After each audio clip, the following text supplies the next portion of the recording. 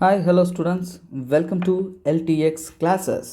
మనం రోజు ఒక 5 క్వశ్చన్స్ ప్రీవియస్ ఇయర్ క్వశ్చన్ నుంచి డైలీ చూస్తూ వస్తున్నాము. 1995 ఇయర్లో అడిగిన క్వశ్చన్స్ చూస్తున్నాను. తర్వాత ఫర్దర్ క్వశ్చన్స్ అనేది చూస్తాం. ఎక్కువ ఎందుకు నేర్చుకోమంటే కొద్దిగా మీడియంగా 5 డైలీ ఒక హాఫ్ అన్ అవర్ స్పెండ్ చేయండి. 30 minutes of your time spend చేస్తూ ప్రీవియస్ ఇయర్ క్వశ్చన్స్ నేర్చుకుంటూ ఉన్నారంటే అప్పుడు కరెంట్ అఫైర్స్ ఎలా చదవాలి, సిలబస్ ఎలా చదవాలి అంటే కరెంట్ అఫైర్స్ ఎలా చదవాలో తెలుస్తుంది, సిలబస్ ఎలా చదవాలో తెలుస్తుంది, స్టాటిక్ ఎలా చదవాలో తెలుస్తుంది. తర్వాత మీరు ఎగ్జామ్స్ని ఏ విధంగా అడుగుతారో తెలుస్తుంది, మీరు ఏ విధంగా ఆన్సర్ చేయాలో తెలుస్తుంది. సో మొత్తానికి ఎగ్జామ్ ఓరియంటెడ్ లెర్నింగ్ అనేది ఓన్లీ ప్రీవియస్ ఇయర్ క్వశ్చన్స్తోనే స్టార్ట్ చేస్తే చాలా వరకు మీకు ఉపయోగపడుతుంది.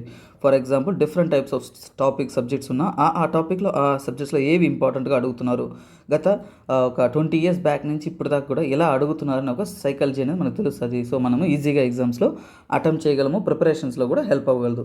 సో మీ యొక్క స్టడీ యొక్క మెంటాలిటీ అనేది మారుతుంది. ఓకే స్టూడెంట్స్, సో ఇక్కడ మనం యూపీఎస్సీ ఇన్ఫినిటీ కోర్సెస్ అనేది లాంచ్ చేసినాం. ఎల్టీఎక్స్ క్లాసెస్లో మీకు ఆన్లైన్ బ్యాచ్ కూడా జాయిన్ అవ్వచ్చు, ఆఫ్లైన్ కూడా. విశాఖపట్నం ఎంవిపి కాలనీలో, శ్రీకాకుళంలో కూడా మనము 2 batches రన్ చేస్తున్నాము. సో మీరు జాయిన్ అయ్యి సో డీటెయిల్స్ అనేది పొందొచ్చు. ఇక్కడ మెన్షన్ చేయబడిన నెంబర్ని మీరు కాంటాక్ట్ అయ్యారంటే కావాల్సిన ఇన్ఫర్మేషన్ అనేది, డీటెయిల్స్ అనేది దొరుకుతుంది. ఇంకా మీకు డిస్క్రిప్షన్స్లో మేము లింక్ ఇచ్చున్నాము. సో అక్కడ పోయేసి మీరు డెమో క్లాసెస్ ఫ్రీగా వినొచ్చు. మనము చాలా చాలా చాలా క్లియర్గా ఎన్సీఈఆర్టీ బేసిక్స్తో తెలుగులోనే ఎక్స్ప్లెయిన్ చేస్తూ, సబ్జెక్ట్ ఇంగ్లీష్లో ఉంటుంది కానీ మనకి ఎక్స్ప్లెనేషన్ తెలుగులో ఉంటుంది. అంటే ఏపీలో తెలంగాణలో ఉన్న స్టూడెంట్స్ అందరికీ కూడా చాలా టు ద హార్ట్ అర్థమయ్యేలాగా క్లియర్గా డీటెయిల్డ్గా స్లోగా మెన్షన్ చేస్తూ ఎక్స్ప్లెయిన్ చేస్తూ పోతున్నాము. అలాగే డైలీ కరెంట్ అఫైర్స్ వస్తుంటాయి మన ఛానల్లో, డైలీ ఎడిటోరియల్ అనాలిసిస్ వస్తుంది. సో ఇంకా చాలా అంటే డైలీ ఎంసీక్యూస్, కరెంట్ అఫైర్స్లో వచ్చే ఎంసీక్యూస్ వస్తాయి, మన ప్రీవియస్ ఇయర్ క్వశ్చన్స్ వస్తాయి. ఇంకా చాలా చాలా చాలా చాలా మన యూట్యూబ్ ఛానల్లో రెగ్యులర్ అప్డేట్స్ వస్తూనే ఉంటాయి. సో ఒకసారి ఫాలో అయ్యారంటే మీ యూపీఎస్సీ ప్రిపరేషన్స్లో తోడుగా లైఫ్ లాంగ్ సక్సెస్ అయ్యేందుకు ఇది ఈ ఎల్టీఎక్స్ క్లాసెస్ అనేది మీకు ఇన్ఫినిటీ, అంటే మీరు సక్సెస్ అయ్యేందుకు మీకు తోడుగా ఉంటుంది. So just be part of this LTX classes so you can learn much more things clear and detail and you will be succeeding. ఓకేనా? సో ఈరోజు మనము టాపిక్లోకి వెళ్తాము. టాపిక్లోకి వెళ్ళే ముందు ఎప్పట్లాగే మనం ఒక మంచి మోటివేషనల్ కోట్తోనే స్టార్ట్ చేస్తాం. Okay students, get ready for that. మనము ప్రతిరోజు ఒక 5 విషయాలను మనం గుర్తుపెట్టుకోవాలండి. మనం ఎలాగైనా ఉన్నాయి, రంగులో తక్కువ ఉన్నాయి, సబ్జెక్ట్లో తక్కువ ఉన్నాయి, ఎకనామిక్గా తక్కువ ఉన్నాయి, ఏమన్నా ఉన్నాయి, మనలో మనకి మన మీద నమ్మకం, మనమంటే ఏంటో మనకు బాగా తెలియాలి. అందువల్ల ఐఎమ్ అమేజింగ్ ఆల్వేస్, నిన్ను నువ్వు గొప్పగా అనుకో. ఎప్పుడు కూడా అది నిన్ను చాలా విధాలుగా బూస్ట్ చేస్తుంది. ఐ క్యాన్ డూ ఎనీథింగ్, అబ్బా ఇది నేను చేయలేనే, అయ్యయ్యో అది ఎలా చేసేది, నా వల్ల కాదు, ఆ లేజీ థింగ్ వదిలేయండి. You can do anything, just build it in your mind, in your heart and your soul. అలాగే positivity is your choice. Positivity అనేది నీలో రాదు, ఇక్కడ నువ్వు తీసుకోవాలి పాజిటివిటీని. నీ చాయిస్ అయి ఉండాలి. అయ్యో అనేసి వెనక్కి పడిపోవడము, నెగిటివ్ థాట్ అన్నీ వద్దు, జస్ట్ బీ పాజిటివ్. అలాగే నువ్వు నిన్ను సెలబ్రేట్ చేసుకోవాలి. ప్రతిరోజు నీలా నువ్వు ఉండడానికి నువ్వు సంతోషించుకోవాలి. అందుకని నెగిటివ్ వేలో కాదు, మనల్ని మనం అనలైజ్ చేస్తూ మనం పాజిటివ్గా మంచిగా ఉన్నామా లేదా, ఉన్నామంటే ప్రతిరోజు నిన్ను నువ్వు అప్రిషియేట్ చేసుకోవాలా, నిన్ను నువ్వు సెలబ్రేట్ చేసుకోవాలా. అలాగే ఇవన్నీ చేస్తూ నీ సక్సెస్ వైపు నువ్వు అడుగులేయాలి. ఖచ్చితంగా ఎంత పెద్ద కొండనైనా మీరు ఢీకొనొచ్చు, ఎంత పెద్ద సక్సెస్ అయినా కానీ మీరు ఈజీగా తీసుకునేవచ్చు ఈ రూల్స్ని మీరు ఫాలో అయితే. సో మిమ్మల్ని మీరు ప్రేమించండి. సో తర్వాత మీరు చదివే సబ్జెక్ట్ని కానీ చేసే పనిని కానీ ప్రేమించండి. You will be successful in your life. Okay students, క్లాస్లోకి వెళ్ళిపోదాం. సో ఇక్కడ క్వశ్చన్స్ నుంచి ఈరోజు వచ్చేసి మోస్ట్లీ జాగ్రఫీ రిలేటెడ్ క్వశ్చన్స్ వస్తాయి. ఎలా అడిగారు అనేది చాలా సింపుల్ అనిపిస్తుంది, కానీ వాటికి ఎలా నేర్చుకోవాలో కూడా మీకు నేను చెప్తాను. సో చూడండి, which one of the following is the continent with highest mean elevation. ఇక్కడ మనకి క్వశ్చన్ ఏంటో చూడాలి. Highest mean elevation in the world. ఇప్పుడు చాలామంది ఏం చేస్తారంటే హయ్యెస్ట్ ఎలివేషన్ అంటే ఏంటి, ఎత్తైన. ఓకేనా? ఎత్తైన అన్నప్పుడు చాలామందికి మౌంట్ ఎవరెస్ట్ ఎక్కడుందో అక్కడే ఎత్తైన అనేసి వెళ్ళిపోతాము, ఏషియా అనుకునేస్తాం. కానీ మనం అక్కడే పొరపాటు చేసినట్టు. సో ఎగ్జామినర్ ఏం చేస్తాడంటే మిమ్మల్ని కన్ఫ్యూజ్ చేస్తాడు. మీన్ అనే పదాన్ని మనం చూడగలిగామంటే గేమ్ ఓవర్. సో మీన్ అని చూడాలా. సో కాంటినెంట్స్ అనేది మనం చిన్నప్పుడే చదివేస్తుంటే ఇప్పుడు చదవడానికి ఇగ్నోర్ చేస్తాం. కానీ జోగ్రఫీలో బేసిక్స్ నుంచి అన్నీ ఈజీగా ఉంటాయి. కాకపోతే ఈజీగా ఉన్నప్పుడే ట్విస్టింగ్ ఎక్కువ ఉంటాయి. సో ట్విస్టింగ్ కాకుండా మనము ప్రిపేర్ అవ్వాలి. సో మీన్ ఎలివేషన్సే ఓవరాల్గా కంట్రీని తీసుకుంటే ఆ కంట్రీ యొక్క యావరేజ్ ఎలివేషన్స్, ఓకేనా, ఒక సరాసరి ఎత్తు ఎంత ఉంటుందని తీసుకోవాలి. సో దీనికి ఆప్షన్స్ ఒకవేళ మీరు కానీ చదువు ఉంటే సంతోషం, you can be happy, you know the answer. ఇలాంటి క్వశ్చన్ మీకు తెలియలేదంటే you will be in a shocking moment. Answer is Antarctica. Antarctica ఎలా అంత ఎత్తు అయిందండి? అది ఎక్కడో సౌత్లో ఉంది కదా అనుకుంటాము. అక్కడ మనిషి మనుగడ లేదు. చాలా ఫ్యాక్ట్స్ రెగ్యులర్ న్యూస్లో చదవము కాబట్టి అవి మనకు తెలియదు. కానీ మన కాంటినెంట్స్ గురించి చదివేటప్పుడు చాలా క్లియర్గా చదవాలి. అది ఎలాగో చూస్తాం. ఇలాంటి వాటిలో మనకు తెలిసిందే కానీ తప్పు చేస్తాం. సో మనము ఒకసారి చూపిస్తాను. ఇక్కడ చూడండి, Antarctica is the highest continent. అంటే ప్రపంచంలో ఉన్న కాంటినెంట్స్ కన్నా కానీ ఒక యావరేజ్ ఎలివేషన్ అంటే ఎత్తు ఎక్కువగా ఉన్నది వచ్చి 7,545 ఫీట్స్ అనేది అడుగుల్లో అంత ఎత్తు ఉంటుంది. ఓకేనా, సౌత్ పోల్లో ఉంటుంది. ఓకేనా, సో సముద్ర మట్టానికన్నా కానీ ఎత్తైన. సో ఎలివేషన్ ఎలా చూస్తారంటే ఇది సముద్ర మట్టం. ఇక్కడ చూడండి, సముద్ర మట్టం. దీనికైనా ల్యాండ్ ఏరియా అనేది ఎత్తుగా ఉండాలి. సో ఒక చోట ఎత్తు ఉండొచ్చు, పళ్ళు ఉండొచ్చు. యావరేజ్ అంటే అన్నిటినీ సమానంగా క్యాలిక్యులేట్ చేస్తూ ఒక యావరేజ్ హైట్ అనేది చూస్తారు. అలా చూసినప్పుడు మనకి అంటార్క్టికా అనేది హైయెస్ట్. సో ఇక్కడ ఒక బార్ గ్రాఫ్ ఇచ్చాను. ఇక్కడ చూడండి, ఆఫ్రికా అనేది ఇది యావరేజ్ మీటర్స్లో ఇచ్చారు. ఎంత? 670 మీటర్స్. ఇక్కడ అంటార్క్టికా చూడండి 2300 మీటర్స్. అన్నిటికన్నా ఎత్తుగా ఉందా? So average main level. అది కాకుండా ఇంకోటి తెలుసుకోవాలి,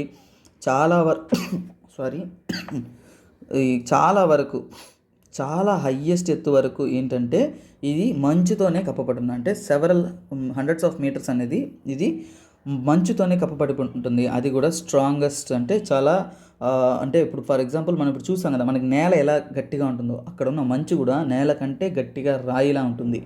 ఓకేనా, సో దీని గురించి ఫ్యాక్ట్స్ అనేది ఒకసారి ఓవర్ చూపిస్తాను. So no worries. ఇక్కడ చూడండి, ఏషియా అనేది 893 ఒక రకంగా తీసుకున్నామంటే సెకండ్ హైయెస్ట్ ఎలివేషన్. లీస్ట్ అంటే ఆస్ట్రేలేషియా అంటారు. అంటే ఆస్ట్రేలియా అనేది లీస్ట్ ఎలివేషన్ ఉండేది. ఇంకోటి ఏంటంటే యూరోప్. తర్వాత తీసుకుంటే నార్త్ అమెరికా చూడండి, ఇక్కడ సౌత్ అమెరికా. సో ఇవన్నీ మనం చదివే విధానాన్ని ఇప్పుడు నేర్పిస్తాను. చూడండి, అన్నీ మనకు తెలుసు. ఓకే, నాకు తెలుసు, బుక్లో చూసుంటావు. కాకపోతే యూపీఎస్సీ ప్రిపేర్ అవుతుంది. ఎలా ప్రిపేర్ అవ్వాలంటే చూడండి, top to down order prepare అవ్వాలి, డౌన్ టు టాప్ ఆర్డర్ అనేది ప్రిపేర్ అవ్వాలి. అంటే మనం చదివేటప్పుడే టాప్ నుంచి కిందకు, అంటే ఫస్ట్ హైయెస్ట్ ఎలివేషన్ అంటే ఫస్ట్ ఏది, సెకండ్ ఏది, థర్డ్ ఏది, అలాగే లీస్ట్ నుంచి బాటమ్ టు టాప్ ఒక 3. ఇవి మనం నేర్చుకోవాలి. ఏ ఫ్యాక్ట్ చదివినా కానీ. ఇప్పుడు మనము ఒక హైయెస్ట్ కానీ పీక్స్ చదువుతూ ఉంటారు చాలామంది, హైయెస్ట్ పీకు, లోయెస్ట్ పీకు అలానే. మనం యూపీఎస్సీ ప్రిపరేషన్లో, జాగ్రఫీలో, మ్యాథ్స్లో ప్రిపేర్ అయ్యేటప్పుడు ఎలా ప్రిపేర్ అవ్వాలంటే టాప్ టు బాటమ్ ఉంది. అంటే టాప్ 3 చూడాలి, అలాగే బిలో 3 అనేది మనం ఖచ్చితంగా తెలుసుకో ఉండాలి. సో అప్పుడే మీకు ఎగ్జామ్ ఓరియంటెడ్గా చాలా వరకు సాయం పడుతుంది. సో ఇప్పుడు ఇది మనం చెప్పేసాము. కొన్ని ఫ్యాక్ట్స్ అనేది ప్రతి కాంటినెంట్ గురించి చెప్తాను. చాలామందికి తెలుసుంటుంది. సో బిగినర్స్కి ఇది యూస్ అవుతుంది. అంటే ఫస్ట్ టైం యూపీఎస్సీ ప్రిపేర్ అవుతున్నాము, చాలా ఏవేవో చదివిస్తుంటున్నప్పుడు వాళ్ళకి యూస్ అవుతుంది. లేదు చాలాసార్లు ప్రిపేర్ అయ్యాము జాగ్రఫీలో నేను దిట్ట అనే వాళ్ళకి కొద్దిగా విన్నట్టు ఉంటుంది. సో చూద్దాం. ఏషియా కంట్రీ అనేది చూసుకోండి, 1/3 ప్రపంచంలో 1/3 సర్ఫేస్ అనేది ఎర్త్లో ఏషియాలోనే ఉంది. 10 హైయెస్ట్ పీక్స్ కూడా ప్రపంచంలో అది ఏషియాలోనే ఉంది. ఇంకా చూడాలంటే వరల్డ్స్ లార్జెస్ట్ కంట్రీ రష్యా, మరియు అత్యధికమైన జనాభా అనేది ఇండియా, చైనా కూడా ఏషియాలోనే ఉంది. సైజ్ అండ్ పాపులేషన్స్లో వచ్చేసి ఏజియానే లార్జెస్ట్ కాంటినెంట్. సైజ్ అండ్ పాపులేషన్స్లో అది గుర్తుపెట్టుకోవాలి. అలాగే చూడండి, మ్యాన్ మేడ్ అంటే మనిషి తయారు చేసిన ఒక వస్తువు మనము ఒక అవుటర్ స్పేస్లోకి పోయి చూస్తే కనిపించే ఏకైక ఏంటంటే గ్రేట్ వాల్ ఆఫ్ చైనా. ఓకేనా, ఇప్పుడు చాలా విషయాలు మనము హ్యూమన్ మేడ్ కనిపిస్తున్నాయి, బిల్డ్ చేస్తూ ఉన్నారు, అవి మారచ్చు. సో ఇప్పుడు చూద్దాం ఆఫ్రికా విషయానికి వచ్చామంటే ఇది ఇంకోటి అండి. మనం ఇలా ప్రిపేర్ అయ్యేప్పుడు నేను మ్యాప్లో జనరల్గా చెప్పి వదిలేసాను, కానీ మీరు ఎగ్జామ్లో మ్యాపింగ్ చదివేటప్పుడు చూడండి, నార్థన్ మోస్ట్ బార్డర్ ఏది, సదర్న్ మోస్ట్ కంట్రీ ఏది, ఈస్టర్న్ మోస్ట్ కంట్రీ ఏది, వెస్టర్న్ మోస్ట్ కంట్రీ ఏది, ఒకవేళ ఈక్వేటర్ పాస్ అయితే ఏ కంట్రీస్ మీద పాస్ అవుతుంది, ట్రాపిక్ ఆఫ్ క్యాన్సర్ ఏ కంట్రీస్ మీద పాస్ అవుతుంది, లెఫ్ట్ టు రైట్ ఏంటి, రైట్ టు లెఫ్ట్ ఏంటి, ఇలా మీరు చదవాల్సి వస్తుంది. ఓకేనా, సో ఇవన్నీ కూడా మీకు ఎగ్జామ్ ఓరియంటెడ్గా హెల్ప్ అవుతుంది. ఇప్పుడు ఆఫ్రికా విషయం తీసుకున్నామంటే లార్జెస్ట్ డెజర్ట్ సహారా ఉంది, అలాగే లాంగెస్ట్ రివర్ నైల్ ఉంది. అలాగే చూడండి, ప్రపంచంలో మనం వాడే డైమండ్స్ అనేది 95% ఆఫ్రికాలోనే తీస్తున్నారు.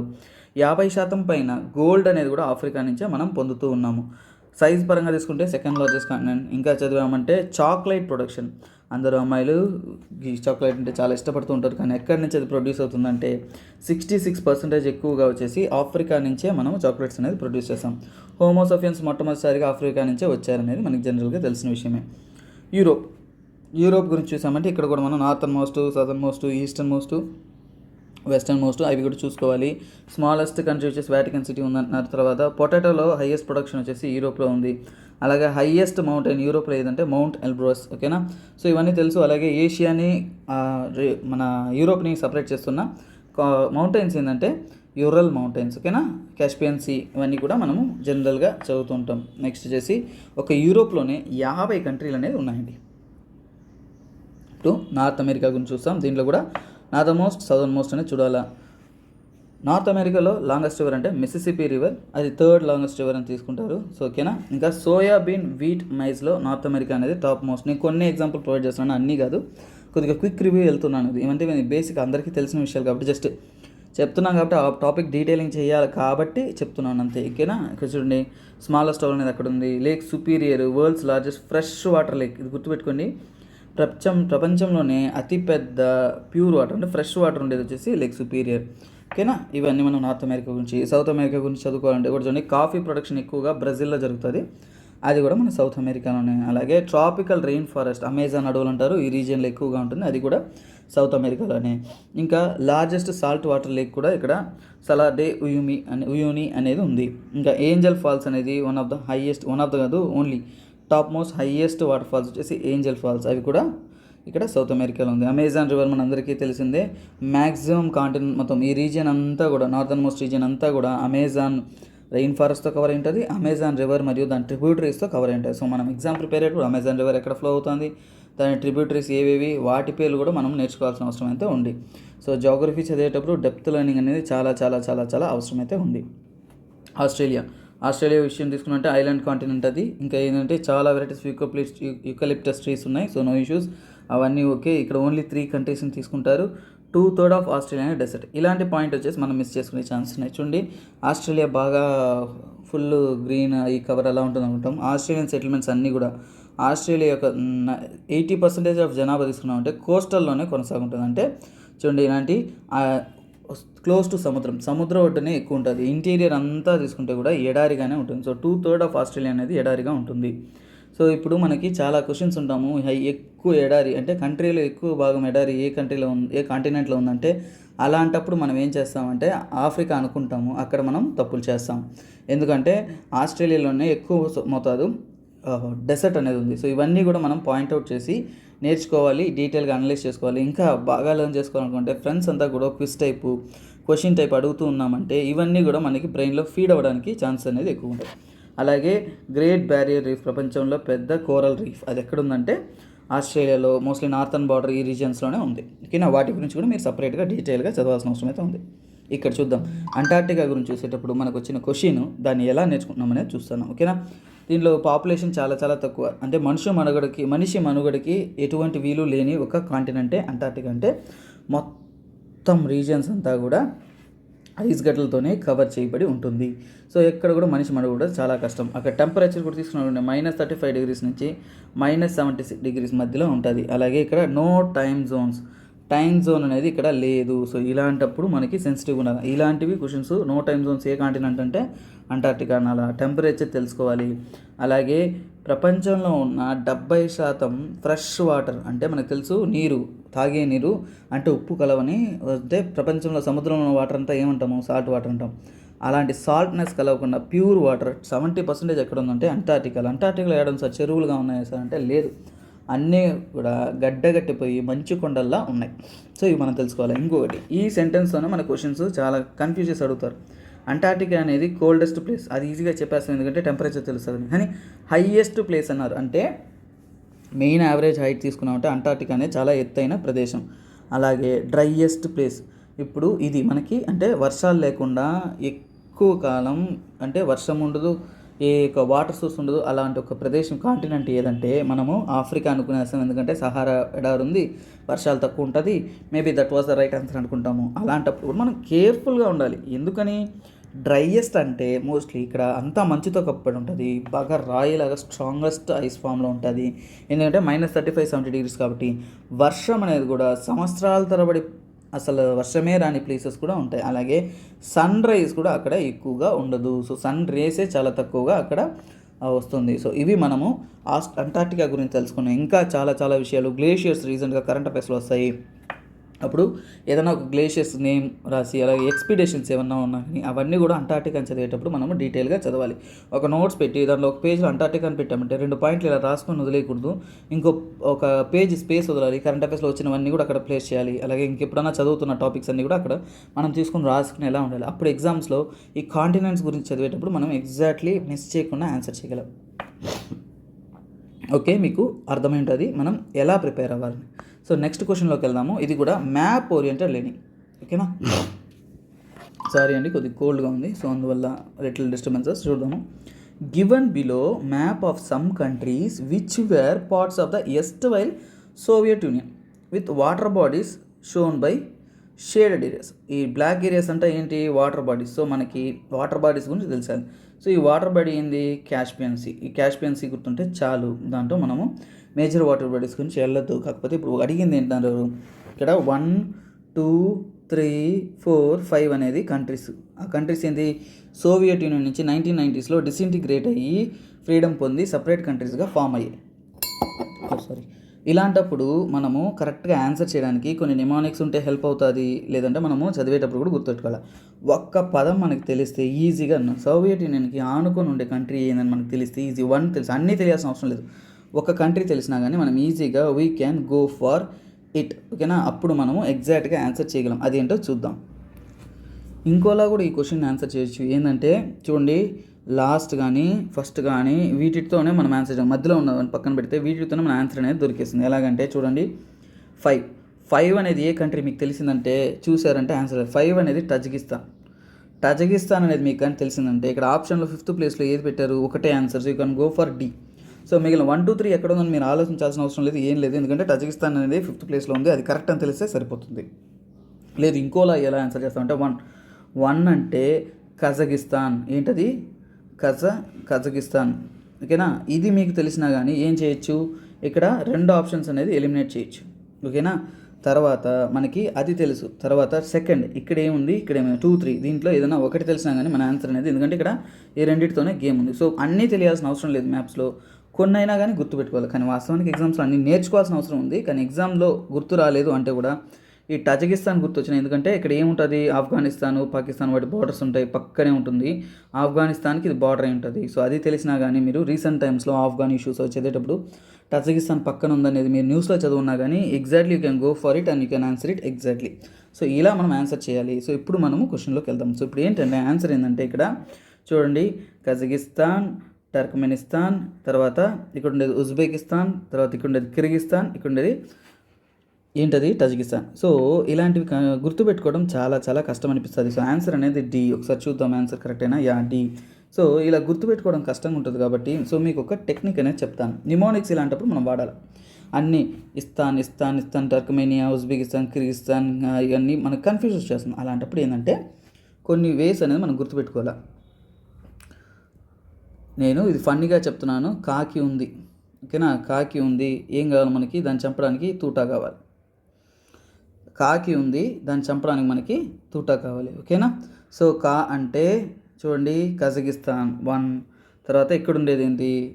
కి అంటే కిర్గిస్తాన్, అలాగే యు ఉంది అంటే యు కదా, సో ఉజ్బెకిస్తాన్ దాని సౌత్లో. తర్వాత చూడండి టియు అంటే టర్కమెనిస్తాన్, తర్వాత టా అంటే టజికిస్తాన్. సో అలా గుర్తుపెట్టుకున్నట్టు వాటికి హెల్ప్ అవుతుంది. ఇప్పుడు చూడండి అర్థమవుతుంది. ఇక్కడ ఏం చెప్పాను నేను? కాకి ఉంది. ఇలా నిమోనిక్స్ మనమే రెడీ చేసుకో. ఇది నేను పర్సనల్గా మీకోసం రెడీ చేశాను. సో ఇలా మీరు ఏదైనా సొంతంగా బెస్ట్గా రెడీ చేసుకుంటే ఈజీగా ఉంటుంది. కాకి ఉంది, దాన్ని చంపడానికి మనకి ఏం కావాలా? తూటా. సో ఇప్పుడు కజకిస్తాన్, తర్వాత కిర్గిస్తాన్, తర్వాత ఉజ్బెకిస్తాన్, తర్వాత టర్క్మెనిస్తాన్, తర్వాత టజికిస్తాన్. సో టూటా, TU Turkmenistan, TA Tajikistan. So ఇప్పుడు మీకు హెల్ప్ అవుతుంది. కానీ ఎగ్జామ్ పాయింట్ ఆఫ్ వ్యూలో మీరు ప్రిపేర్ అయ్యేటప్పుడు ఇవి జస్ట్ గుర్తుపెట్టుకోవడానికి, కానీ డీటెయిల్డ్ లెర్నింగ్ అనేది మీరు కొనసాగించాలి. ఫర్ ఎగ్జాంపుల్ ఎలాగంటే క్యాస్పియన్ సీ, తర్వాత ఆర్ఎల్సీ ఉంది, ఇవన్నీ కూడా చదువుకోవాలి. East to west water bodies చదవాలి, టాప్ టు బాటమ్ కంట్రీస్ చదవాలి. ఇవన్నీ కూడా మీరు డీటెయిల్స్ చదివితేనే ఎగ్జామ్లో హెల్ప్ అవుతుంది. అలాగే సోవియట్ యూనియన్ నుంచి సపరేట్ అయిన కొన్ని కంట్రీస్లో ఇక్కడ చూడండి జార్జియా ఉంది, అజర్బైజాన్ ఉంది, ఆర్మేనియా ఉంది. ఇవన్నీ కూడా మీరు గుర్తుపెట్టుకోవాలి. అలాగే క్యాస్పియన్ సీకి బార్డర్ అయిన కంట్రీస్ ఏవేవో కూడా మీరు గుర్తుపెట్టాల్సిన అవసరం ఉంటుంది. ఇరాన్ ఉంది, తర్వాత ఇక్కడ కజకిస్తాన్, టర్క్మెనిస్తాన్ మరియు రష్యా, తర్వాత అజర్బైజాన్, ఇవన్నీ కూడా మీరు గుర్తుపెట్టుకోవాల్సిన అవసరం ఉంటుంది. ఎగ్జామ్ పాయింట్ ఆఫ్ వ్యూలో చాలా ఇంపార్టెంట్. సో ఇప్పుడు మీకు అర్థమై ఉంటుంది. జస్ట్ ఒక ఓవర్వ్యూ చదివేసి వదిలేయడం వేరు, డీటెయిల్డ్గా దాన్ని ఎలా చదవాలి మ్యాప్ని అనేది తెలుసు. జస్ట్ మ్యాప్ కజకిస్తాన్ ఇక్కడ ఇది ఉంది అది ఉందని చదవకూడదు. మనం చదివేటప్పుడే టాప్ టు బాటమ్ ఏంటి, ఈస్ట్ టు వెస్ట్ ఏంటి, వాటి పేర్లు ఏంటి అనేది కూడా, వాటి యొక్క క్యాపిటల్స్ ఏంటో కూడా మనము గుర్తుపెట్టుకోవాల్సిన అవసరం అయితే ఉంది. ఓకేనా, ఒక ఫ్లో గుర్తుంటే చాలండి. గుర్తుపెట్టుకోవాలంటే బట్టి పట్టడం కాదు, కరెక్ట్గా మనకి ఫ్లో ఉంటుంది. ఇప్పుడు చూడండి, ఈ ఆప్షన్స్లో నాకు 2 తెలిస్తే, ఒకటి తెలిస్తే చాలు. తజికిస్తాన్ కరెక్ట్గా తెలిసిందంటే answer I will go for it. ఏంటి, డీకి వెళ్ళిపోతాను. ఓకేనా, సో అలాగే కజకిస్తాన్ తెలిస్తే 2 ఆప్షన్ ఎలిమినేట్ చేస్తాను. సో ఎలిమినేషన్ పద్ధతిలో మనం చెప్పవచ్చు. ఓకేనా, థ్యాంక్ యూ. నెక్స్ట్ క్వశ్చన్లోకి వెళ్దాం. చూడండి, ద స్టాండర్డ్ టైం. ఇప్పుడు స్టాండర్డ్ టైం గురించి తెలుసుకోవాలా, చాలా విషయాలు ఉన్నాయి దీని గురించి. The standard time of the following countries is ahead of or behind Greenwich mean time depending on whether they are east or west of the longitude passing through the Greenwich. ఏం లేదండి, ఒక గ్రీన్విచ్ ద్వారా longitude అనేది pass అవుతుంది. ఒకటి గుర్తుపెట్టుకోండి, చాలామంది ఇంకా కూడా స్టూడెంట్స్ ఒక లెర్నింగ్ స్టేజ్లో ఉండేవాళ్ళు, అంటే స్లో స్టూడెంట్స్ ఉంటారు. సో వాళ్ళు ఏంటంటే లాంగిట్యూడ్ అంటే ఏంది, లాటిట్యూడ్ అంటే ఏంది అనేది కూడా కన్ఫ్యూజ్ అవుతూ ఉంటారు. సింపుల్ థింగ్ అండి, గ్రీన్విచ్ అనేది సెంట్రల్ లాంగిట్యూడ్, అలాగే ఈక్వేటర్ అనేది సెంట్రల్ లార్జెస్ట్ లాటిట్యూడ్ అంటాం. కానీ ఇంకో విషయం గుర్తుపెట్టుకోవాలి, మనం నిల్చుంటే పొడవుగా ఉంటామా, ఒకవేళ పడుకుంటే పొడవుగా ఉంటామా. సో ఇప్పుడు పడుకోబెట్టింది ఏంది, లాటిట్యూడ్. సో మనకి ఇప్పుడు గుర్తుండిపోతుంది. అలాగే నిల్చుంటే పొడవుగా ఉంటాం కాబట్టి లాంగ్, సో లాంగిట్యూడ్. ఇది ఊరికే జస్ట్ చెప్తున్నాను, కొందరికి కోసం ఇది హెల్ప్ అవ్వచ్చు. తర్వాత ఇప్పుడు ఏమన్నారు, గ్రీన్విచ్ అనేది జీరో లాంగిట్యూడ్, అంటే 0 degrees లాంగిట్యూడ్ అంటే అక్కడ మనము టైం అనేది 0గా తీసుకుంటున్నాము. అక్కడి నుంచి ఈస్ట్ వర్డ్స్ మూవ్ అయ్యే కొద్దీ ఏమవుతుందంటే మనకి లాస్ అవుతూ ఉంటాం. ఏంటి, టైం అనేది లాస్ అవుతాం. ఎలాగనేది చూస్తాము. వెస్ట్ సైడ్ వెళ్తే టైం అనేది గెయిన్ చేస్తాము. అవన్నీ మీరు గ్రీన్విచ్ మెరిడియన్ దాని గురించి చదివేటప్పుడు చాలా చాలా చాలా ఇంపార్టెంట్. ఇంకొకటి, ఫస్ట్ మనకి ఇది మ్యాప్తోనే నేర్చుకుందామండి. ఎందుకంటే చూడండి, దీంట్లో ఆప్షన్లో కూడా ఈజీగా చెప్పొచ్చు, ఎలా ఆన్సర్ చేయొచ్చో చెప్తాను. ఇక్కడ చూడండి, which one of the following sequential order gives the correct arrangement of the countries according to the standard time from ahead to and behind. So చూడండి, ఇక్కడ ఏమన్నారు, అహెడ్ టు బిహైండ్ అంటే గ్రీన్విచ్ టైం కంటే ఎక్కువ time నుంచి తక్కువ టైంకి ఉన్నారు. అంటే గ్రీన్విచ్ కంటే ఎక్కువ టైం అంటే, ఇప్పుడు చూడండి గ్రీన్విచ్ ఉందంటే ఈస్టర్న్ సైడ్లో ఉన్న నుంచి వెస్టర్న్ సైడ్కి అడుగుతున్నారు. సో గ్రీన్విచ్ టైం కంటే చాలా ఎక్కువ ఎర్లీ మార్నింగ్ సన్ రైజ్ ఎక్కడ ప్రపంచంలో జరుగుతుంది అంటే మనకు తెలుసు, జపాన్. సో జపాన్ అనేది తెలిసిందంటే, సో ఫస్ట్ సన్ రైజ్ అంటే గ్రీన్విచ్ మెరిడియన్ కన్నా కానీ చాలా ముందుగా ఉంటుంది టైం. సో ముందుగా ఉందంటే, సో దాన్ని ఏమంటాము, ఏ అంటే ఆప్షన్ 5 తెలిస్తే చాలు. ఎందుకంటే మిగిలినన్నీ కూడా మనం ఇగ్నోర్ చేయొచ్చు, ఎందుకంటే అది తెలియకపోయినా కానీ ఫస్ట్ సన్ రైజ్ ఎక్కడ జరుగుతుంది అంటే మనకి జపాన్లో జరుగుతుంది. సో డే ఎక్కడ స్టార్ట్ అవుతుందంటే జపాన్లో స్టార్ట్ అవుతుంది. మళ్ళీ వేరే వేరే కంట్రీస్లో. ఫర్ ఎగ్జాంపుల్ మనకి న్యూ ఇయర్ సెలబ్రేషన్స్, ఇది మీకు హెల్ప్ అవుతుందండి. న్యూ ఇయర్ సెలబ్రేషన్స్ కానీ మీరు చూసారనుకోండి, ఫస్ట్ వచ్చేసి మోస్ట్లీ ఈస్టర్న్ మోస్ట్ జోన్లోనే ఫస్ట్ స్టార్ట్ అయిపోతుంది. అంటే మనకి సాయంత్రం డిసెంబర్ 31 ఈవినింగ్ ఒక 3:35 ఆ టైంలోనే చాలా న్యూస్, మీరు లైవ్ న్యూస్ కానీ చూస్తున్నారనుకోండి, first new year had started in the easternmost region. Mostly ఎక్కడ అంటారంటే టైగా ఐలాండ్స్ అంటారు. అంటే ఎర్త్ యొక్క చూసారనుకోండి, మోస్ట్లీ జపాన్ మరియు న్యూజిలాండ్, ఈ ఈస్టర్న్ జోన్ అంటే తూర్పు వైపు ఉన్న రీజియన్స్లో ఫస్ట్ న్యూ ఇయర్ స్టార్ట్ అవుతుంది. మళ్ళీ midnight 12కి సెలబ్రేట్ చేసుకుంటాం. అంటే అహెడ్ అంటే దాని టైం అనేది కొద్దిగా ముందుగానే ఉంటుంది. అర్థమైంది. సో ఓకే, ఇక్కడికి క్లారిటీ. సో ఇప్పుడు మనకి మిగిలిన ఆప్షన్ తెలియకపోయినా కానీ మనం ఆన్సర్ చేయొచ్చు. కానీ మిగిలిన ఆప్షన్స్ కూడా ఒకసారి చూద్దాం. ఇది గ్రీన్విచ్ మెరిడియన్ అంటే, తర్వాత ఏంటది, థర్డ్ ఆప్షన్ ఏముంది, ఇరాక్. ఓకేనా, ఇరాక్ అనేది ఎక్కడుంది, సో ఒకసారి చూద్దాము, మ్యాప్ ద్వారా చూద్దాము. ఎందుకంటే ఇలా చెప్తే మీకు అర్థమవుతుంది, ఒకసారి మ్యాప్తో చెప్తాను. ఇక్కడ చూడండి, మనకి జపాన్ ఎక్కడ ఉంది, ఇక్కడ అంటే ఈ ఈస్టర్న్ రీజియన్లో స్టార్ట్ అవుతుంది. ఎర్లీ మార్నింగ్ సన్ రైజ్ అంటాం. సో ఇక్కడ ఫస్ట్ డే స్టార్ట్ అయిపోతుంది. తర్వాత ఏంటి, ఎక్కడో ఇరాక్ ఉంది. సో ఇక్కడ తర్వాత గ్రీస్ ఎక్కడ ఉంది, ఇక్కడ ఉంది. సో తర్వాత వాళ్ళు ఇచ్చిన నేమ్స్లో ఇంకోటి ఏంటి, క్యూబా, కోస్టారికా. క్యూబా అనేది ఇక్కడ ఉంది, కోస్టారికా అనేది somewhere back to it. So అందువల్ల మన ఆప్షన్స్ చూడండి, కోస్టారికా అనేది మనకి లాస్ట్ పొజిషన్లో వస్తుంది 4. ఓకేనా, మీకు ఒకవేళ కోస్టారికా లాస్ట్లో ఉంటుందని తెలిసినా మీ ఆన్సర్ చేసేయచ్చు, లేదా జపాన్ ముందు వస్తుందని తెలిసినా కానీ మీ ఆన్సర్ అనేది మీరు చేసేయచ్చు. సో గ్రీన్విచ్ మెరిడియన్ టైంకి అహెడ్ అంటే ఖచ్చితంగా జపాన్ అనేది ముందు ఉంటుంది. సో ఇప్పుడు చూస్తాము ఇది ఎక్స్ప్లెనేషన్ చూద్దాం. గ్రీన్విచ్ టైం అనేది స్టాండర్డ్ టైం అండి, దాన్ని సెంటర్ ఆఫ్ టైంగా తీసుకునేసి మనం చదువుతాము. అలాగే countries east to the Greenwich line, ఆ గ్రీన్విచ్ లైన్కి తూర్పు వైపు ఉన్నవన్నీ కూడా ఆ గ్రీన్విచ్ టైం కన్నా కానీ ఎక్కువగానే ఉంటుంది, అంటే అహెడ్. అలాగే వెస్ట్ సైడ్ ఉన్నవి కూడా టైం అనేది తక్కువ ఉంటుంది. సో ఇక చాలామంది కన్ఫ్యూజ్ అవుతారు. సో ఆ టాపిక్ అనేది జాగ్రఫీ చెప్పేటప్పుడు చెప్తేనే మీకు అర్థమవుతుంది. ఇక్కడ టైం జోన్ అంటారు, యూనివర్సల్ టైం జోన్ అంటారు. దానికి ఈస్ట్ వైపు వెళ్తే ఒక డే గెయిన్ అవుతాము, ఈస్ట్ వైపు వెళ్తే ఒక డే లాస్ అవుతాం, వెస్ట్ వైపు వెళ్తే ఒక డే గెయిన్ అవుతాం. అది ఏంది ఎలా అనేది మీకు అర్థమవుతుంది, ఓకేనా. సో ఇప్పుడు చూద్దాము. సో ఇప్పుడు ఇంకోటి ఎగ్జామ్ పాయింట్ ఆఫ్ వ్యూలో ఏంటంటే గ్రీన్విచ్ టైము, గ్రీన్విచ్ మెరిడియన్ అంటే ఒక సెంటర్ ఒక 0 డిగ్రీ లాంగిట్యూడ్. కాకపోతే మనకి చాలా ఇంపార్టెంట్ ఏంటంటే ఇక్కడ చూసుకోండి, ఇది ఏ కంట్రీస్లో, ఇది కరెక్ట్ కాదండి, ఇక్కడ పాస్ అవుతుంది. ఈ ఇమేజ్లు తప్పుగా ఇచ్చినారు, ఇగ్నోర్ చేయండి. ఇంకో ఇమేజ్ చూపిస్తాను మీకు. ఇక్కడ చూడండి, ఇది ఇంపార్టెంట్ మనకి ఎగ్జామ్లో. ఏంటని ఈ గ్రీన్విచ్ మెరిడియన్ అనేది ఏ కంట్రీస్లో పాస్ అవుతున్నది ఎగ్జామ్ పని. యూపీఎస్సీ ప్రిపేర్ అయ్యే అతను జస్ట్ మెరిడియన్ చదవకూడదు, మ్యాప్లో కూడా తీసుకొని అది ఎక్కడ ఇంపార్టెంట్, ఎలా ట్రావెల్ అవుతుంది అనే విషయాలను కూడా మనము డీటెయిల్గా తెలుసుకోవాలి. సో చూద్దాము. ఫస్ట్ యునైటెడ్ కింగ్డమ్, యూకేలో గ్రీన్విచ్ అనే ఒక ప్లేస్ ఉందండి. అది వాళ్ళు బ్రిటిష్ వాళ్ళు చాలా కాలంగా సముద్రం వైపు ప్రయాణాలు అవన్నీ కొనసాగిస్తున్నప్పుడు దాన్నే బేసిక్ టైంగా తీసుకుంటూ ఉన్నారు. కాలక్రమేణా ఎక్కువ ప్రపంచంలో ఉన్న దేశాలన్నీ కూడా బ్రిటిష్ కంట్రోల్లోనే ఉన్నాయి కాబట్టి ఫర్దర్ స్టడీస్కి ఏదైనా ఒక సెంటర్ ఆఫ్ ప్లేస్ తీసుకోవాలి. కాబట్టి అదే మన సోలార్ టైంకి అన్నిటికీ కూడా సెంట్రల్ ప్లేస్గా ఉంది కాబట్టి రీసెర్చ్ ఇన్స్టిట్యూట్స్ కూడా ఉన్నాయి కాబట్టి టైం రీసెర్చ్ ఇన్స్టిట్యూట్ అన్నీ అక్కడ ఉన్నాయి కాబట్టి సో దాన్నే వాళ్ళు సెంటర్గా తీసుకున్నారు. అందుకే దాన్ని మనం గ్రీన్విచ్ మీన్ టైంగా తీసుకుంటాం, అంటే మెరిడియన్గా తీసుకుంటాం. అలా ఉంటే ఒక స్ట్రైట్ దాన్నే ప్రైమ్ మెరిడియన్ అంటారు. సో ప్రైమ్ మెరిడియన్ అంటారు ఆ లాంగిట్యూడ్ని.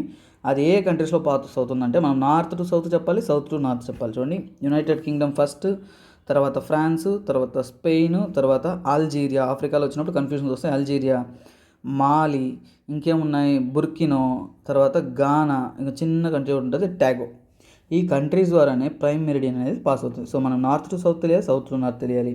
సో అక్కడ 0 అనేది టైంగా తీసుకుంటారు, ఓకేనా. సో నెక్స్ట్ క్వశ్చన్లోకి మనం వెళ్ళిపోతాం. The original home of gypsies. Gypsies గురించి చదివేటప్పుడు చాలా చాలా చాలా విషయాలు చదవాలండి. రీసెంట్ టైంలో కరెంట్ అఫైర్స్లో ఏమైందంటే పోప్ వచ్చేసి బాల్కన్ స్టేట్స్లో ఉన్న జిప్సీస్కి, ప్రపంచవ్యాప్తంగా ఉన్న జిప్సీస్కి వచ్చేసి అపాలజీస్, సారీ అడుగుతారు. అంటే ఒక అతిపెద్ద జీనోసైడ్ అనేది ఒక కాలంలో జరిగింది. సో జిప్సీస్ గురించి చెప్పడానికి ముందు మన ఆన్సర్ చూద్దాం. జిప్సీస్ వచ్చేసి ఒరిజినల్ హోమ్ ఏంటంటే ఇండియా అండి. ఇండియాలో ఏ ప్రదేశాలు అంటే మోస్ట్లీ రాజస్థాన్, పంజాబ్ మరియు హర్యానా. ఇక్కడ ఉండే వాళ్ళనే మనము, ఇక్కడ ఉండే వాళ్ళు కాదు, ఇక్కడ నుంచి వాళ్ళు మైగ్రేట్ అయ్యారు. ఈ 3 ప్రదేశాల నుంచి వాళ్ళు ప్రపంచంలో నలుమూలలకు కూడా వాళ్ళు మైగ్రేట్ అయ్యారు. సో వీళ్ళ గురించి డీటెయిల్ స్టడీ అనేది చాలా అవసరం. ఈ జిప్సీస్ అంటే ఇండియాలో ఏమంటారు అని అవసరం కాబట్టి దాని గురించి ఒక ఓవర్వ్యూ అనేది మీకు చెప్పేస్తాను, ఓకేనా. సో జిప్సీస్ అంటే ఏంటి? Group of people of central Asia. ముఖ్యంగా సెంట్రల్ ఏషియాలో ఉన్న వాళ్ళని మనము జిప్సీస్ అంటాము. వాళ్ళు ఒరిజినల్గా ఎక్కడి నుంచి అంటే రాజస్థాన్, పంజాబ్, హర్యానా ఏరియా నుంచి ట్రావెల్ అయ్యారు. వాళ్ళ యొక్క ఎథనిక్ గ్రూప్ అంటారు. జిప్సీస్ అనేది ప్రపంచవ్యాప్తంగా డిస్క్రిమినేట్ చేయబడిన ఒక గ్రూప్. ముఖ్యంగా వచ్చేసి వాళ్ళ లైఫ్ స్టైల్ ఎలా ఉంటుందంటే వ్యాండరర్స్, అంటే ఒక చోట స్థిరపడి సెటిల్ అయ్యే వాళ్ళు కాదు. వాళ్ళు ఇలా ట్రావెల్ అవుతూ లైఫ్ స్టైల్ని కంటిన్యూ చేస్తూ ఉంటారు. అలాగే మన ఇండియాలో జిప్సీస్ని ఏమంటారంటే మోస్ట్లీ మనం బంజారాస్ అంటాం, తెలుసా? బంజారాస్ అంటారు, తర్వాత లంబాడి అంటారు. ఆంధ్రాలో లంబాడి వాళ్ళు అంటారు, చూసారా? వాళ్ళనే మోస్ట్లీ జిప్సీస్కి ఒక ఎథనిక్ గ్రూప్ అని అంటారు ఇండియాలో. అలాగే సెంట్రల్ ఏషియా అక్కడ ఎలా స్ప్రెడ్ అయ్యారు అనేది ఇక్కడ ఈ మ్యాప్లో చూడొచ్చు మీరు. మోస్ట్లీ ఇక్కడ నుంచి వాళ్ళు డిఫరెంట్ ప్లేసెస్లో ఎప్పుడంటే సుమారుగా 1000-1500 సంవత్సరాల ముందే ఇండో ఆరియన్స్గా వీళ్ళు ఇక్కడి నుంచి అక్కడికి ట్రావెల్ అయ్యి అక్కడక్కడ సెటిల్ అయ్యారు, ఒక చోట స్థిరపడలేదు. సో అందువల్ల కాకపోతే ప్రపంచ హిస్టరీ అంటే వరల్డ్ హిస్టరీ చదివేటప్పుడు జిప్సీస్ ఇంపార్టెంట్ చాలా ఎక్కువ. వీళ్ళని ఇంకో పేరుతో కూడా పిలుస్తారు. ఏమంటారంటే గుర్తుపెట్టుకోండి, రొమానీ పీపుల్ అంటారు. మనము వరల్డ్ హిస్టరీ చదివేటప్పుడు రేషియల్ డిస్క్రిమినేషన్ చూడండి, రేషియల్ డిస్క్రిమినేషన్ అంటే కలర్ని బట్టి, ఓకేనా. తెల్లగుంటే తోపు, నల్లగుంటే ఇంకేందో వాళ్ళని ఆపండి అంటారు. సో కాకపోతే ఇక్కడ ఇష్యూ ఏంటంటే కలర్ని బట్టి డిస్క్రిమినేషన్ చేస్తారు. సో ఇది మన ఇండియాలో లేదనుకుంటున్నారా? ఈరోజు కూడా ఎప్పుడైనా కానీ పిల్లలు పుట్టారంటే ఎప్పుడైనా అబ్జర్వ్ చేశారా? పెద్దలు కానీ ఎవరైనా కానీ అబ్బా తెల్లగా పుట్టాడబ్బా, భలే తెల్లగా ఉన్నాడు. సో ఇలాంటి ఒక వర్డ్స్ యూజ్ చేస్తాం, ఓకేనా. మన బ్లడ్లోనే మనము ఫారినర్స్ని చెప్తాం, బ్రిటిషర్స్ని చెప్తూ ఉంటాం, రేషియల్ డిస్క్రిమినేషన్ అది ఇది అనేది. ఈ రోజుకి కూడా మనము కలర్ని చూసి మనిషిని ఎవాల్యుయేట్ చేయడం అనేది చేస్తుంటాం. అతను ఒక బ్లాక్గా ఉన్నాడంటే ఏంది, ఏదో ఒక కష్టపడుతూ ఒక టైప్ ఆఫ్ పీపుల్ మనము మన మైండ్లోనే సెక్షనైజ్ చేస్తాం. ఇది మన బ్రెయిన్లోనే ఉండే ఒక కరప్టెడ్ ఫీలింగ్ అండి. రేషియల్ ఫీలింగ్ అనేది ఎక్కడో బ్రిటిష్లోనో, ఎక్కడో ఫారిన్లోనో, ఎక్కడో అమెరికాలో ఉన్నదైతే కాదు. ప్రజెంట్ డే మన థాట్స్లోనూ, మన బ్రెయిన్లోనూ అన్నింటిలో ఉంది. అంటే టాప్ హీరోస్ చూసుకొని మనం ఏ ఇండస్ట్రీ తీసుకున్నా కొద్దిగా కలర్ఫుల్గా ఉన్న వాళ్ళే ఉంటారు. ఒకరిద్దరు ఉంటారులేండి వాళ్ళ టాలెంట్తో హైలైట్ అయినా, కానీ ఇక్కడ కలర్ అనేది ప్రతి ఒక్క చోట కూడా ఇంపార్టెన్స్ అనేది ప్లే చేస్తూనే ఉంది. మనం కాదు అని తిరస్కరించిన మన మనోభావాల్లో అది దాగుంది.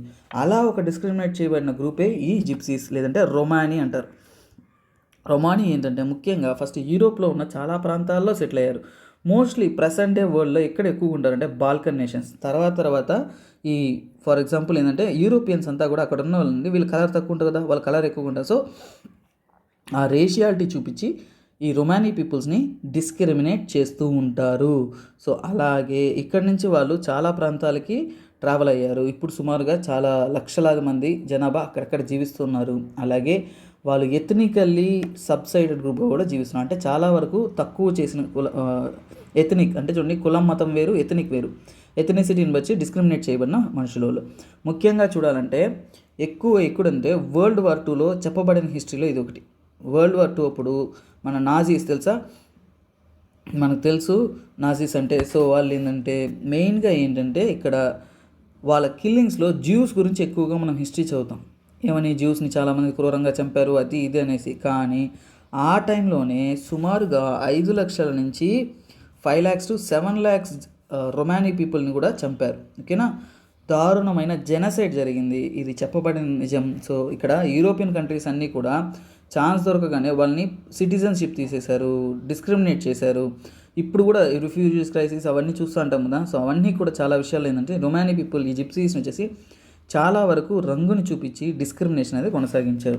ముఖ్యంగా నాజీస్ టైంలో హిట్లర్ వచ్చేసి ఎక్కువగా వీళ్ళని మెడికల్ టెస్ట్ కూడా, ఇంకోలా చెప్పేదంటే చాలా ఉన్నాయండి వరల్డ్ హిస్టరీ చదివేటప్పుడు, ఏంటంటే వీళ్ళని అందరిని పట్టుకెళ్ళిపోతారు, వాళ్ళ బ్లడ్ని రీసెర్చ్ చేస్తారంట. ఆ బ్లడ్ని రీసెర్చ్ చేసిన వీళ్ళు ఎవరు అంటే చూడండి, వీళ్ళు జీవ్స్ని చంపారు, అది ఓకే, వాళ్ళు జీవిస్ మీద వ్యతిరేకం. రొమానీస్ వరకు ఎలా చేశారంటే రొమానీస్ని ముఖ్యంగా వాళ్ళు ఇండో ఆరియన్స్ కాబట్టి కొద్దిగా రెస్పెక్ట్ ఇచ్చారు. ఎవరు, మన హిట్లర్. కాకపోతే ఇండో ఆరియన్స్ ఉన్నప్పుడు ఇంకో మాట ఏంటంటే వాళ్ళలో డైల్యూటెడ్ బ్లడ్ అంట. ఈ కాలంలో మనం క్యాస్ట్ సిస్టమ్ చూసారా, అంటే హై క్యాస్టోడు లో క్యాస్టోడు చేసుకుంటే అక్కడ బ్లడ్ డైల్యూట్ అవుతుందంట. రెడ్ కలర్ ఉండే బ్లడ్ సెల్స్ ఏ కలర్లో మారుతుంది నాకు తెలియదు, కాకపోతే డైల్యూట్ అవుతుంది. అదే ఫీలింగ్ ఇక్కడ నాజీస్ టైంలో కూడా కంటిన్యూ అయింది. ఏమని అక్కడ కాన్సెప్ట్ ఏం చెప్పారు, ఏమని ఈ ఇండో ఆరియన్స్ అయినా రొమానీస్ ఎవరైనా జీవ్స్ కానీ వేరే వాళ్ళు కానీ ఎవరితో కానీ ఎక్స్ట్రా మ్యారిటల్ రిలేషన్షిప్ ఏదైనా పెట్టుకున్నారంటే వాళ్ళ బ్లడ్ డైల్యూట్ అయినట్టు, వాళ్ళని తీసుకుపోయేసి గెట్ హౌస్లో వేసేస్తారు. అంటే ఒక రూమ్ ఉంటుంది, 100,000 మంది దాంట్లో కుక్ చేస్తారు, దొబ్బేసి లోపల ఉండేసి అక్కడే తిండి తిప్పలు లేకుండా చాలామంది చనిపోయారు. చాలా దారుణమైన డెత్స్. అలాగే మెడికల్ టెస్ట్స్ అన్నీ కూడా వాళ్ళ మీద రన్ చేశారు. ఇవన్నీ వరల్డ్ హిస్టరీ వరల్డ్ వార్ 2 చదివేటప్పుడు చాలా విషయాలు చదువుతాం. కాకపోతే జిప్సీస్ గురించి మనం చాలా తెలుసుకోవాలి కాబట్టి ఇంపార్టెంట్. ఇంకా మనం రీసెంట్ తెలుగు సినిమాలో చూసామంటే చూడండి, కాకి అనే సినిమా, సూర్య వాళ్ళ తమ్ముడు నటించిన సినిమా ఉంటుంది. ఆ సినిమాలో కూడా చూసారంటే బంజారాస్ వాళ్ళని ఒక టైప్ ఆఫ్ నెగటివ్ యాటిట్యూడ్తో చూపిస్తారు. వాళ్ళు ఎలా నెగటివ్ అయ్యారు అనేది కూడా మనకి ఆ సినిమాలో క్లియర్గా చూపిస్తారు. ఏంటంటే వాళ్ళు టైప్ ఆఫ్ రాజస్థాన్కి నుంచే మైగ్రెంట్ కమ్యూనిటీస్, అంటే నొమాటిక్ కమ్యూనిటీ, ఒక చోట ఉండకుండా చాలా చోట్ల ట్రావెల్ అవుతూనే ఉంటారు. సో వాళ్ళు బ్రిటిష్ ఏం చేశారంటే ఫస్ట్ బ్రిటిష్ రాగానే ఏమయ్యారంటే వాళ్ళు తిరుగుబాటు ఎక్కువ కొనసాగించారు. వాళ్ళు ఒక చోట ఉండరు కదా, ఒక ప్లేస్లో ఉండరు కదా. సో బ్రిటిష్ ఒక చోట అటాక్ చేయలేదు, వాళ్ళని కాన్క్యూర్ చేయలేము. సో ఇది చాలా ఇబ్బంది అయిపోయింది. సో వాళ్ళని ఏ ముద్ర వేశారు, వీళ్ళని పట్టుకోలేము అన్న వెంటనే బ్రిటిషర్స్ ఒక ముద్ర వేశారు. ఏమన్నారు, వాళ్ళని క్రిమినల్ ట్రైబ్స్గా పరిగణలో తీసుకున్నారు. క్రిమినల్ ట్రైబ్స్, ఓకేనా, criminal tribes. So criminal tribes అంటే ఏంటి, వీళ్ళంతా దొంగలు అంటే ఒక నేమ్ ప్లేట్ లాగా ఇచ్చేసిన, వీళ్ళంతా దొంగలని కేటగిరీస్ చేసి ఈ ట్రైబ్స్ అందరినీ, ఎందుకంటే వాళ్ళ కంట్రోల్ చేయలేకపోయారు. సో ఇలా పదవి ఇచ్చేసినారు. సో ఇప్పుడేంటి, తర్వాత మన ఇండియాలో 1952లో ఒక యాక్ట్ వచ్చింది. ఆ యాక్ట్లో కూడా హ్యాబిచువల్ అటెండర్స్, ఓకేనా, హ్యాబిచువల్ అఫెండర్స్ అంటే వాళ్ళ బ్లడ్లోనే వాళ్ళ క్లాన్లోనే ఖచ్చితంగా దొంగతనం అనేది నిండిపోయింది. సో వాళ్ళ పని ఇదే అనేసి నెగటివ్గా వాళ్ళని పోర్ట్రే చేశారు. ఇది ఒక వన్ ఆఫ్ ద రీసెంట్ టైంలో కరెంట్ అఫైర్స్లో ఉందండి. ఇలాంటి ఒక లాస్ని రిపీల్ చేయాలి. ఎందుకంటే బ్రిటిష్ టైప్ ఆఫ్ టైంలో ఉన్న ఇంపీరియల్ ఒక సెక్షన్ ఆఫ్ సొసైటీని నెగటివ్ కనోటేషన్స్తో చూపిస్తున్నట్టు, అందులో కూడా చదువుకొని మంచి సెటిల్ అయ్యి ఒక పాజిటివ్ లైఫ్ స్టైల్ లీడ్ చేసేవాళ్ళు చాలామంది ఉన్నారు. కానీ వాళ్ళని తప్పుగా పోర్ట్రే చేసిన చట్టాలు, బ్రిటిష్ కాలపు చట్టాలు ఇంకా కూడా పర్సిస్ట్ అవుతుంది అని కూడా చాలా న్యూసెస్లో చదువుతుంటాం. దీని గురించి కూడా చదువుతుంది. పాలిటీ పాయింట్ ఆఫ్ వ్యూలో ఇంపార్టెంట్. ఎందుకంటే ట్రైబ్స్ని చాలా వరకు డిస్క్రిమినేట్ చేసే మనము జీవనాన్ని లాస్ కానీ చట్టాలు కానీ ఉన్నాయి. సో వాటిని మనం చూడాలి, ఓకేనా. సో ఇప్పుడు మనకి చాలా విషయాలు జిప్సీస్ గురించి అర్థమైంటుంది. సో నేను చెప్పిన తర్వాత వీటి గురించి సపరేట్ నోట్స్ అనేది మీరు మేక్ చేయండి. సో మీకు ఒక ఐడియా వస్తుంది. సో ఇప్పుడు క్లాస్లో ఏంటంటే జస్ట్ మనం పదాన్ని పదంగా వదిలేకుండా వాటి గురించి డీటెయిల్డ్ స్టడీ, ఇండియాలో ఇంపార్టెన్స్ ఏంది, ఇంటర్నేషనల్ ఇంపార్టెన్స్ ఏంది అనేది కూడా తీసుకోవాలి. ఇక్కడ మ్యాప్ చూసారంటే వాళ్ళు ఎలా సెటిల్ అయ్యారు, ఒక్కొక్క చోట్ల ఒక్కొక్క పేరుతో పిలుస్తారు. ఇక్కడ రోమ్ అని పిలుస్తారు, అండ్ వాళ్ళ యొక్క భాష వచ్చేసి రొమానీ లాంగ్వేజ్ అంటారు. ఇంకా దాని సాంస్క్రిట్ లింక్ అయి ఉంటుందండి. కొద్దిగా ఓం, దోమ్, రోమ్ అనేది మనం ఎలా పలికే పదంలో అహా, ఓం అనేది సాంస్క్రిట్లో ఉంటుందో అలాంటి పదాలే వాళ్ళ లాంగ్వేజెస్లో ఉంది. సో ఇన్ఫ్లుయెన్స్ అనేది ఇక్కడ ఉంది. ఓకేనా, వీళ్ళ గురించి ఇంకా చాలా ఉన్నాయి. సో ప్రస్తుతానికి ఇది చాలా అనుకుంటున్నాను. సో నెక్స్ట్ క్వశ్చన్లోకి వెళ్ళిపోదాం. చూడండి, ఇది డైరెక్ట్ ఫ్యాక్ట్ క్వశ్చన్. రీసెంట్ టైమ్స్లో న్యూస్లో కూడా మనకి ఇంపార్టెంట్ 2017లో ఉంది. సో ఇప్పుడు ఏంటో చూస్తాం. వాళ్ళు ఏమన్నారంటే ఈ మ్యాప్లో ఏంటంటే indicates the places, 4 places frequently figuring in news. ఈ 4 places న్యూస్లో రెగ్యులర్గా ఉంటుందంట. అది ఎందుకు అనేది వాళ్ళు అడిగారు. సో ఇప్పుడు ఇదేంటి 1995లో అడిగిన క్వశ్చన్. సో 1995లో న్యూస్లో ఉన్న క్వశ్చన్ని మ్యాప్ రూపంలో అడిగేశారు. సో ఇప్పుడు ఏం చేయాలి మనం? ఈరోజు ప్రజెంట్ ఎగ్జామ్ పాయింట్ ఆఫ్ వ్యూలో 2021 అయినా 2022 అయినా 2022 అయినా రీసెంట్ టైంలో న్యూస్లో ఉంది. For example Iran, Syria, Afghanistan, ఇంకా కొన్ని ప్రదేశాల్లో వెనిజులా ఇలాంటి ఇష్యూస్లో ఉన్నప్పుడు మనం మ్యాపింగ్ కూడా చదువుకోవాలి. ఎక్కడుంది ఏంటి ఆ స్టేట్ ఆ రీజియన్ యొక్క ఇంపార్టెన్స్ అనేది చదువుకోవాలి. ఇప్పుడు ముఖ్యంగా వీళ్ళు ఏం చెప్పారంటే చెంచెన్యా అనేది ఏ రీజియన్ అన్నారు. సో ఇక్కడ చూసారంటే 3 చెంచెన్యా అనేది 3 కాస్పియన్ సీ పక్కన ఉన్న రీజియన్. ఇది ఫ్యాక్ట్, ఎందుకంటే ఆ కాలంలో ఇంపార్టెంట్. కాకపోతే వీళ్ళ గురించి హిస్టరీ కొద్దిగా మీకు ఎగ్జామ్ పాయింట్ ఆఫ్ వ్యూలో ఇంపార్టెంట్, ప్రెసెంట్ డే మెయిన్స్లోను ప్రిలిమ్స్లోను ఇంపార్టెంట్. ఎలాగో చెప్తాను. చెంచెన్యా అనేది ఆ కాలంలో ఎందుకు ఉందంటే, ఆ 1995 ఎందుకు న్యూస్లో ఉండిందంటే సపరేటిస్ట్ మూమెంట్లో. అంటే వాళ్ళు చెంచెన్యా అనేది ఒక గ్రూప్ ఆఫ్ పీపుల్. ఆ రీజన్ ఎక్కడుందో చూపిస్తాను. సో మన రష్యా యొక్క southern most part Caspian Sea పక్కన ఇప్పుడు రౌండప్ చేస్తాను చూస్తారా, ఈ రీజన్నే చెంచెన్యా అంటారు. సో ఇది ఎక్కడంటే జార్జియాకి ఆనుకొని ఉంది. మోస్ట్లీ ఇవన్నీ రష్యా అండి.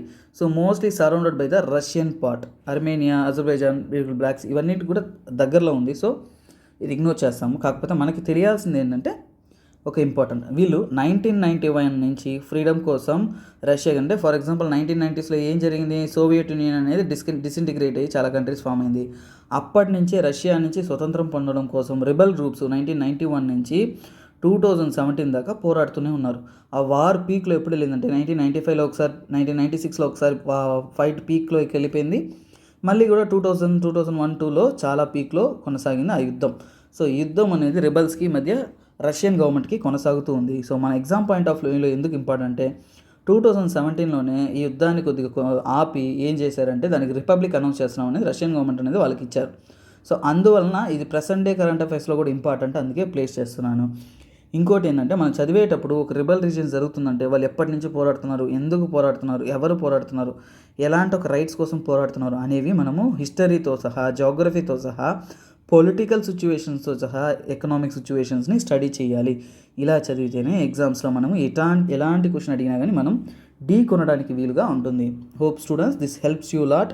సో ఇప్పుడు మనకి ఒక క్వశ్చన్ని ఎలా చదవాలి, ఏం చదవాలి, ఎలా ప్రిపేర్ అవ్వాలి, ఎలా డీటెయిల్ స్టడీ చేయాలి అనే విషయాలన్నీ కూడా ఓవరాల్గా నేను మీకు తెలుపుతున్నాను. Thanks for watching. ఈ రోజు యొక్క 5 క్వశ్చన్స్ సరిపోయింది. డైలీ హాఫ్ అన్ అవర్ అలాగా ఒక ముందు వెనక 5 to 10 minutes స్పెండ్ చేస్తూ మనం నేర్చుకుంటూ ఉన్నాం. Thanks for watching this class peacefully. Bye, take care. This is me SP Rajan signing off. Have a nice day. Bye, take care.